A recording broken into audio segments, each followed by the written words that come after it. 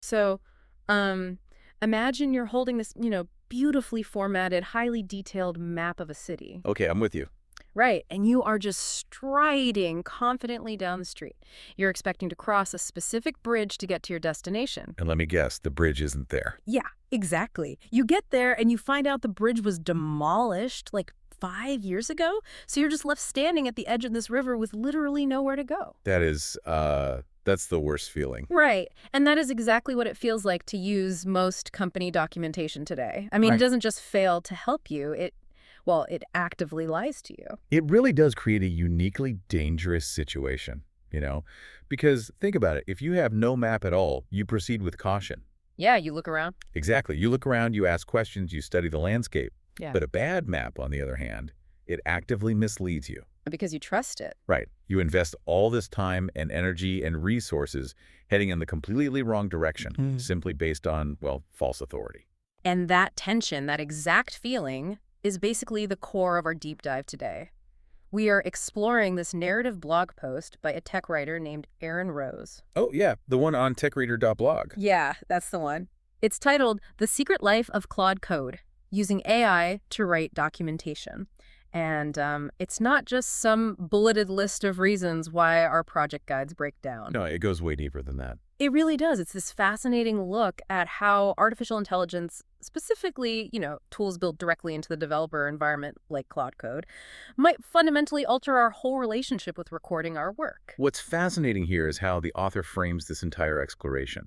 He uses this brilliant narrative device. The library scene, right? Yes, the piece opens up in this grand, very old Victorian library in London. It's dusk.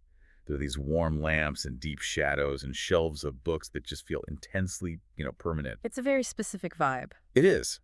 And sitting at this large wooden table are two software developers. You have Margaret, who is this seasoned senior engineer, and Timothy, her junior colleague. Right. And that setting immediately establishes a mood where craftsmanship and permanence matter, which, contrasts super sharply with the very ephemeral, fleeting nature of the problem sitting on the table in front of them. Yeah, and that problem takes the form of this massive stack of printed pages. Margaret is reviewing the documentation for a software system that she built like several years ago. And she printed it out. She printed it out, and she's been going through it line by line.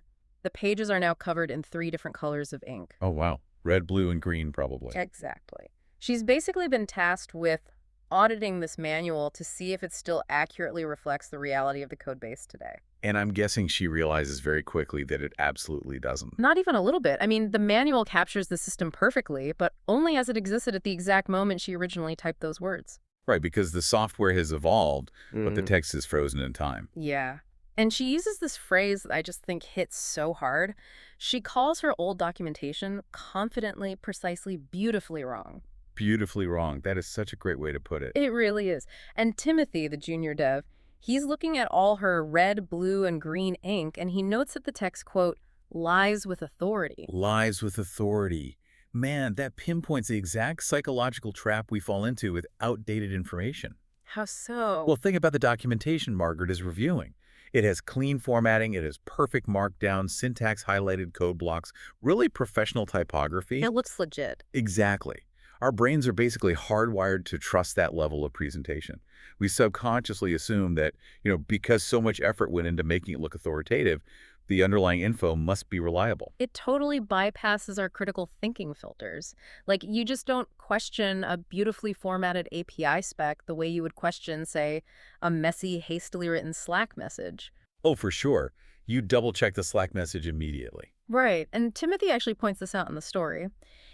He realizes that the complete absence of documentation is, well, at least honest. Yeah, an empty repository tells you exactly where you stand. You know you have to figure it out yourself. This beautifully wrong documentation, though, it's basically a liability masquerading as an asset. Which brings up a really big question for me. I mean, we've all been there. You listening to this, you've probably been there. Oh, absolutely. We've all pushed code on a Friday at 4 p.m., promised ourselves we'd update the company wiki on Monday, and, well, we all know Monday never comes. Monday is a myth in software development. Exactly. But if everyone in the industry knows this pain, why do we constantly let our maps turn into these beautiful lies? Well, the source material pins this on a phenomenon that Margaret calls the drift. The drift. Yeah, the drift is this deeply ingrained behavioral flaw in how we basically structure our work. You see, documentation is almost always generated at the moment of maximum understanding. Right, when everything is fresh. Exactly. You've just finished the architecture, the mental model is perfectly clear in your head, and you write down the rules. But you only hold the entire universe of that project in your mind for about 5 minutes. Pretty much. And then the project launches. A week later, a bug is discovered. Someone goes in, patches the bug, slightly alters the data flow. And they definitely don't update the docs for that. Of course not. Then a month later, a new feature requires changing an authentication parameter. Updating the master documentation for every single one of those minor incremental changes, it just feels like administrative friction. It feels like overhead. Exactly. The immediate problem is solved, the code compiles, the automated tests pass. So the reward center in the developer's brain just lights up. Yeah, the dopamine hit comes from shipping the code, not from explaining the code. Yes. So updating the manual is instantly relegated to the bottom of the priority list. And then that list just grows, right? Until the sheer volume of undocumented changes becomes completely overwhelming. And then the documentation drifts so far from the reality of the system that everyone just silently agrees to ignore it. It becomes a ghost town. A ghost town, wow. And, whether you're writing code or designing marketing campaigns or managing HR policies, you've probably skipped that final step of writing things down just because the quote-unquote real work felt finished. Oh, as a universal human project management flaw, we treat documentation as an afterthought rather than part of the work itself. So the root cause of the drift is basically friction. Maintaining the map simply costs too much time and cognitive energy compared to the perceived immediate payoff. Right. So to fix the drift, you have to attack the friction. And this is where Aaron Rose introduces the mechanical solution, which is Claude Code. Yeah, the integration of AI here is all about drastically lowering the cost of translating your thought into text. Okay, let's break that down. Sure. So the piece details how Claude Code tackles both the creation of new documentation and, the terrifying task of reviewing legacy documentation like that giant stack of papers Margaret is battling. Let's start with the creation side first, because the mechanism is super important. We aren't just talking about copying and pasting snippets of text into a random web browser. No, not at all. Claude Code operates within the developer's command line interface. It lives in the local environment, which means it has the full context of the entire repository. Right. It reads the file structures, the dependencies, the recent Git commits, everything. And that local context is literally everything. It is. Because instead of staring at a blank page, trying to reconstruct a complex architectural decision for some future reader, a developer can simply prompt Claude with a messy, unstructured brain dump. Like just typing out whatever's in their head. Exactly.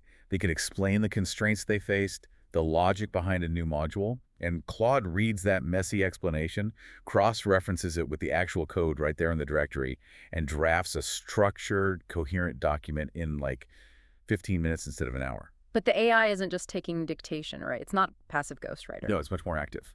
It's like having this really aggressive newspaper editor. It looks at your messy draft and says, hey, you buried the lead here. Why did you make this architectural choice? Explain it to me. And that specific mechanism is what combats the curse of knowledge. Oh, right. Remind me how that works again. So the curse of knowledge basically dictates that once you understand something, it becomes nearly impossible to imagine what it's like not to understand it. Yeah, that makes total sense. Right. When you build a system, the fundamental assumptions feel like gravity to you. They're so obvious that you don't even think to write them down. You just assume the next person will naturally know why you imported a specific library or, why you routed the data through a particular server. Exactly. Yeah. But Claude acts as a proxy for the ignorant newcomer. Because it scans the entire architecture, it can flag undocumented dependencies. Oh, wow. Yeah, it'll prompt the developer and say, hey, I see you imported this specific cryptographic library here, but you didn't mention it in your summary. What is the business logic driving that choice? So it actively interrogates your blind spots. It does. It forces the developer to articulate the hidden whys of the entire system. It surfaces the invisible scaffolding. That's incredible. And the review process is just as wild. Wow, yeah. Think about Margaret sitting in that Victorian library, literally spending days manually comparing her old printed pages against the current software. Torture. Total torture. Right. But Claude Code can perform this high-speed comparative analysis of the entire code base against the legacy documentation. Right. It parses the abstract syntax trees. It identifies changed function parameters, spots deprecated workflows. It flags the exact discrepancies. So it's basically like having a tireless, meticulous proofreader who spots all the mismatched detail. Exactly. It functions as an auditing engine. It highlights the drift instantly. Which frees you up to be the executive editor. That's a great analogy. The source is very careful to clarify the AI's role here, though. Claude catches the obvious mechanical drifts, right? Missing variables, the renamed endpoints. It does not make the final executive decisions. Right. The human still has to look at the flag discrepancies and judge what actually matters. The developer acts as the final arbiter of truth. They decide if an outdated workflow just needs a quick edit, or if, the entire architecture has shifted so drastically that the old concept just needs to be retired. So the AI shoulders all the mechanical grunt work of finding the needle in the haystack. Leaving the human's mental energy for actual decision-making. Okay, wait, hold on. Let's unpack this for a second. Sure. If the AI is drafting the manual based on a quick brain dump, and the AI is also auditing the manual to find discrepancies, aren't we just offloading our brains to a script? Like if a machine writes the map and a machine checks the map, developers are going to stop thinking entirely. This sounds like a recipe for getting completely intellectually lazy. And that is the exact trap the industry could fall into if we view documentation merely as a data entry chore to be automated away. Right. But your skepticism actually leads directly to the core philosophical shift in this blog post. Yeah. In the story, Timothy, the junior developer, he realizes that offloading the mechanics of writing to an AI doesn't remove the thinking. It actually exposes it. Exposes it? How? He realizes documentation is not a record of facts. It is a thinking tool. Oh, right. He compares it to software testing, which honestly completely reframed the whole thing for me. It's a brilliant comparison. Yeah, because when engineers write automated tests for their code, the primary goal isn't just to make sure the app doesn't crash. No, not at all. The discipline of writing a test forces the engineer to define the expected behavior of their system with absolute, unforgiving precision. If we connect this to the bigger picture, test-driven development forces you to truly understand your own logic. Exactly. And Timothy argues that writing documentation serves the exact same function. The act of writing forces you to explain the why. Right. If you attempt to document an architectural choice and you find yourself stumbling, unable to clearly articulate the reasoning, the problem isn't your writing skills. The problem is your logic. Exactly.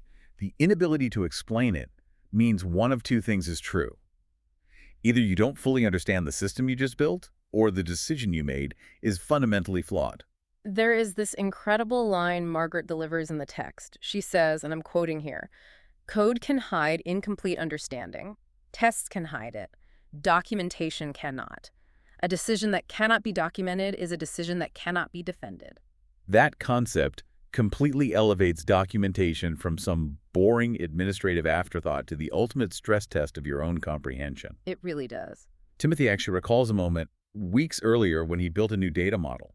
He felt great about it, but when a colleague asked him to explain the data flow, he physically couldn't find the words. And what did he do? He just shrugged it off and kept coding. Of course. But Margaret points out that his struggle to explain it verbally was the warning siren. Yes. If he had been forced to write it down, that friction would have stopped him from deploying a shaky design. Exactly. And honestly, this completely neutralizes my concern about AI making us lazy. Yeah, because if Claude Code brings the cost of writing down to basically zero, and it only takes you 15 minutes to generate the text, but you still can't articulate your reasoning to the AI well enough for it to draft a coherent guide, well, you have nowhere left to hide. The AI removes the mechanical friction of typing, formatting, and auditing. What remains is purely the conceptual friction. You can no longer blame your lack of documentation on, quote-unquote, not having enough time. Exactly. The only thing standing between you and a clear explanation is the quality of your own thoughts. It strips away all the excuses, which I guess brings us to the practical application of all this. Right. How do we actually use this? Yeah, I mean, it's great to have this massive philosophical aha moment in a cozy Victorian library, but how do we actually change our habits in the real world? How do we stop the drift from quietly taking over our projects again next month? Well, Margaret outlines this two-part discipline for maintaining the integrity of a system. And the first part is proximity. Proximity, meaning keeping the documentation temporally and spatially close to the work itself. Exactly. Updating the guide must occur in the exact same development cycle as the code change. So no more deferring it. Right. If you change a function, you update the documentation for that function in the very same pull request. It cannot be pushed to a separate JIRA ticket scheduled for next week. Because the history of software engineering proves that ticket will be abandoned. 100%. It always is. And AI is the enabling technology here. Because Claude code operates in the terminal and understands the context, running a quick prompt to update the relevant markdown file takes seconds. Proximity becomes practically achievable. And the second part of our discipline is ownership. Right. Ownership demands treating the written explanation as a primary deliverable, carrying the exact same weight as the executable code itself. It's not a byproduct anymore. No. A feature that compiles but cannot be explained to a peer is considered an incomplete feature. Which leads directly to Timothy's massive breakthrough at the very end of their conversation. This is my favorite part. Mine too. He basically synthesizes everything they've discussed about the map, the drift, the AI editor, and the stress test of logic. And he realizes documentation isn't the record of the work. It's the proof that the work was understood. That single sentence flips the entire paradigm. It changes everything. Writing things down is no longer a chore you do for someone else. It is the final validation of your own expertise. So the story returns to the immediate problem on the table, right? Margaret is still looking at her beautifully wrong map, those heavily annotated pages detailing a system that has long since drifted away. The 3 colors of ink. Yes. And Timothy asks her how she plans to update it all. And her response is just a masterclass in intellectual honesty. She decides she isn't going to update it at all. Wait, really? She just drops it. She is going to recommend the entire stack of legacy documentation be retired. She literally throws it away. She recognizes the sunk cost fallacy. Yeah. You know, engineers hate discarding things they spent hours building. Oh, absolutely. But she realizes that editing those pages would just be trying to salvage a fundamental lie. The text is too divorced from reality at this point. It's too far gone. Yeah. The kindest, most responsible thing she can do for her team is to admit the old map is dead. She decides to start over with a clean page. Clean page. There is immense power in that decision. Truly. For you, listening right now, think about the legacy materials you wrestle with daily. You know, maybe it's a tangled code base, maybe it's a sprawling 10-year-old employee handbook, or some convoluted project tracker you inherited from 3 managers ago. We all have one. We do. And it is incredibly freeing to realize that you don't have to carry that baggage. You really don't. You have permission to look at a beautifully formatted, hopelessly outdated system and simply say, this no longer describes reality. You can drop it, grab a clean page, and start fresh with the discipline of proximity and ownership. It's a very empowering conclusion. I mean, we trace the journey from the active danger of following outdated information through the psychological reasons we allow the drift to happen to using AI as this aggressive editor to interrogate our blind spots. Yeah. And we arrive at the profound realization that documenting our choices is the ultimate proof of our own understanding. It really is a massive shift in perspective, but the source text doesn't quite end there, does it? No, it doesn't. Aaron Rose leaves this very subtle teaser at the bottom of the blog post regarding Margaret and Timothy's next challenge, and it opens up a whole new frontier. Yeah, the author notes that their upcoming project involves tackling a legacy code base. Yeah. Meaning they will be inheriting a massive, undocumented system built by engineers who have long since left the company. So they have to navigate a complex environment with absolutely no map. None at all. And this sparks a super provocative thought for us to leave you with today. We've spent this entire time talking about using tools like Claude Code to document the present, right? Right. To prove that we understand our own work today. But what happens when we point these tools at the past? Ooh. Consider the possibility of using AI not as a writer, but as a translator. If an AI can read an entire repository's context, cross-reference years of Git commits, and analyze the raw architecture of a system, could we use it to perform a kind of digital archaeology? Digital archaeology, Yeah. wow.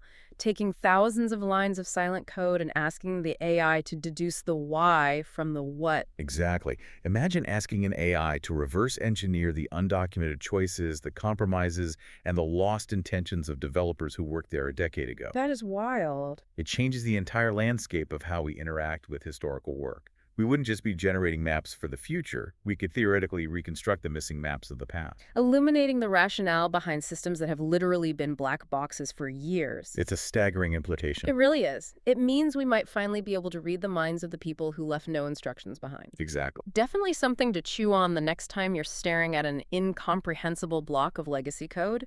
The next time you finish a sprint, don't let the drift win. Remember that you aren't just logging your keystrokes, you're proving your comprehension. Throw away the beautifully wrong maps. Yes. Let the AI interrogate your blind spots and grab a clean page. Thanks for joining us for this deep dive, and we'll catch you next time.